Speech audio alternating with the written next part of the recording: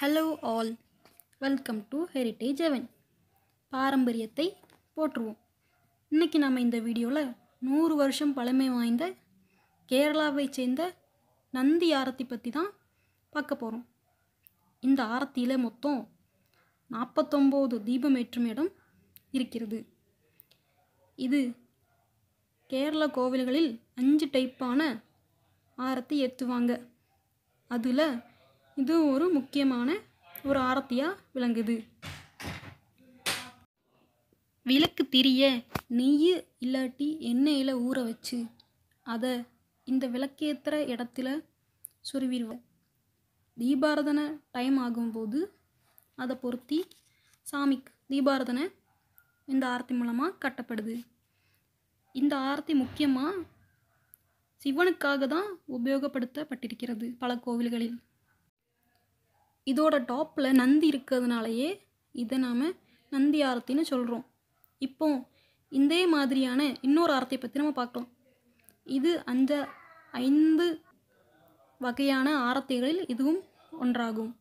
இந்த ஆரத்தியில் பார்த்தோம்னா நம்மளால் 7 திரி போடுற இடத்த பார்க்க முடியுது. இந்த ஆரத்தியில் நிறைய நுணுக்கமான டிசைன்ஸே நம்மளால் பார்க்க முடியுது.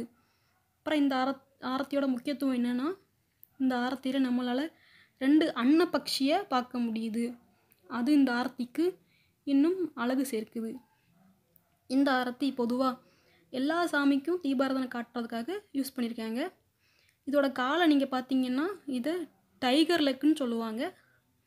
ஏன்னா அது காலில் டைகரோட கால் மாதிரி டிசைன்ஸ் கொடுக்கப்பட்டிருக்கனால டைகர் லெக்குன்னு சொல்லுவாங்க.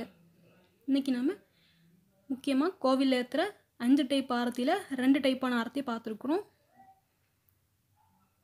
2 ஆரத்தியுமே ரொம்ப ரேரானதும் மற்றும் ரொம்ப பழமை வாய்ந்த ஆரத்தியாகும். தேங்க்ஸ் ஃபார் வாட்சிங். இதே மாதிரி உங்களுக்கும் பாரம்பரியமான பொருட்கள் வேணும்னா Kerala_antiqueங்கிற இன்ஸ்டாகிராம் பேஜை ஃபாலோ பண்ணி நீங்கள் வாங்கிக்கலாம். இந்த பேஜில் நாங்கள் ப்ராடக்டோட டிஸ்கிரிப்ஷன் மற்றும் அதோட ஹைட், டயமீட்டர் எல்லாமே கொடுத்துருக்குறோம். உங்களுக்கு பிடிச்சிருந்தா நீங்கள் வாங்கிக்கலாம். இல்லை கீழே வாட்ஸ்அப் நம்பர் கொடுத்துருக்கோம். அதில் வாட்ஸ்அப்பில் மெசேஜ் பண்ணியும் நீங்கள் வாங்கிக்கலாம்.